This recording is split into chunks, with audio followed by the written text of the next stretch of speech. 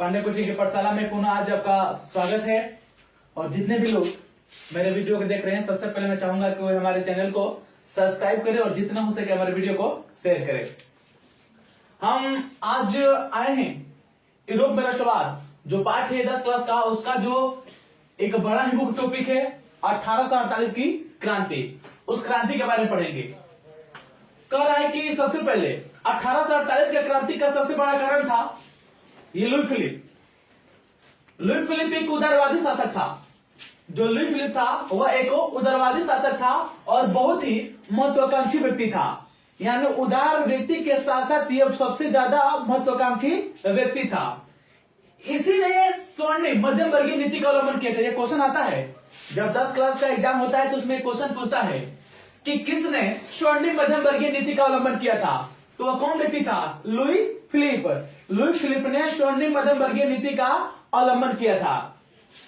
कहता है कि जो लुई फिलिप था 1840 में गीजो को प्रधानमंत्री नियुक्त किया। 1840 में लुई फिलिप ने गीजो को प्रधानमंत्री नियुक्त किया और जो गीजो था वह कट्टर प्रतिक्रियावादी व्यक्ति था। यह क्वेश्चन आता है कि गीजो किस विचार का व्यक्ति था? तो गीजो प्रतिक्रियावादी व्यक्ति था। यह सामाजिक और आर्थिक सुधारों का पक्षधर नहीं था। यह कभी नहीं चाहता था कि फ्रांस में आर्थिक चाहे सामाजिक सुधार के कार्यक्रम चलाया जाए। और यही सबसे बड़ा क्या होता है 1848 का कारण बनकर सामने आता है। और कहता है कि लुई फिलिप के काल में जब लुई फिलिप राजा बना, ठीक ना, तो शुरुआत में यह पत्रकार, वहां के उदारवादी लोग और जनता के सहयोग से क्या करता है, शासन करना शुरू करता है। लेकिन धीरे धीरे शासन करता है, समय बीतता है, लेकिन धीरे धीरे जो इसकी शासन व्यवस्था थी वो शासन व्यवस्था अच्छी नहीं थी। नतीजा ये होता है कि लुई फिलिप के काल में भुखमरी और बेरोजगारी क्या होती है, काफी हद तक बढ़ जाती है।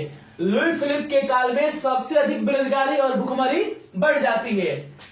22 फरवरी 1848 को जो भारी मात्रा में फ्रांस में भुखमरी हो रही थी, तो 22 फरवरी 1848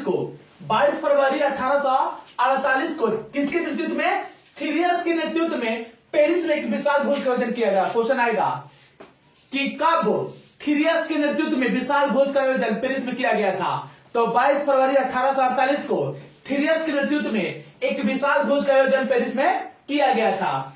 24 फरवरी को यह भोज जब किया गया तो धीरे धीरे लुई फिलिप अपने आप को एक तरह से दबाव महसूस करने लगा। नतीजा यह होता है कि 24 फरवरी को लुई फिलिप क्या करता है, गद्दी छोड़कर इंग्लैंड भाग जाता है। यानी एक तरह से इस भोज के द्वारा लुई फिलिप को संदेश दिया गया, इतना दबाव बनाया गया कि वह अब जान चुका था कि अब हमारे बस की बात नहीं है कि हम यहाँ पर शासन कर सकते हैं। नतीजा 24 फरवरी 1848 को लुई फिलिप गद्दी छोड़कर इंग्लैंड भाग जाता है। अब वहां पर जब एक चीज देखने को मिलता है कि वहां पर जो सुधारवादियों का, जो गणतंत्रवादियों का जो नेता था, और वह था लामार्ट्रीन। ये क्वेश्चन आता है कि गणतंत्रवादियों का नेता कौन था? लामार्ट्रीन। और सुधारवादियों के नेता कौन था? लुई ब्ला। ये क्वेश्चन आता है कि गणतंत्रवादियों के नेता कौन था? लामार्ट्रीन। और सुधारवादियों के नेता कौन था? सुधारवादियों के नेता था लुई ब्ला था। तो एक चीज हमने वहां पर देखा कि दोनों में क्या होता है, मतभेद होता है और मतभेद के कारण वहां पर लुई नेपोलियन को वहां का राजा बनाया जाता है। लुई ब्ला और लामार्ट्रीन में मतभेद होता है। नतीजा यह होता है कि वहां पर लुई नेपोलियन को सम्राट बनाया जाता है।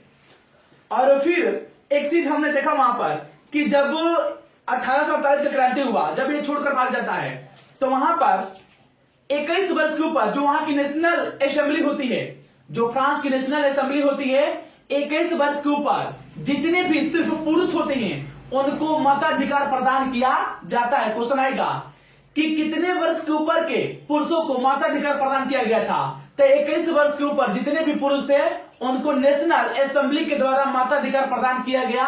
और यह भी उनको विश्वास दिलाया गया कि हम आपको काम की गारंटी देते हैं कि हम काम देंगे। इस प्रकार से 1848 का अंत होता है। उम्मीद है कि यह वीडियो आपको पसंद आया होगा। इससे भी अच्छे वीडियो लेकर आऊंगा। आप अपना ऐसा ही प्यार दुला बनाए रखें। धन्यवाद।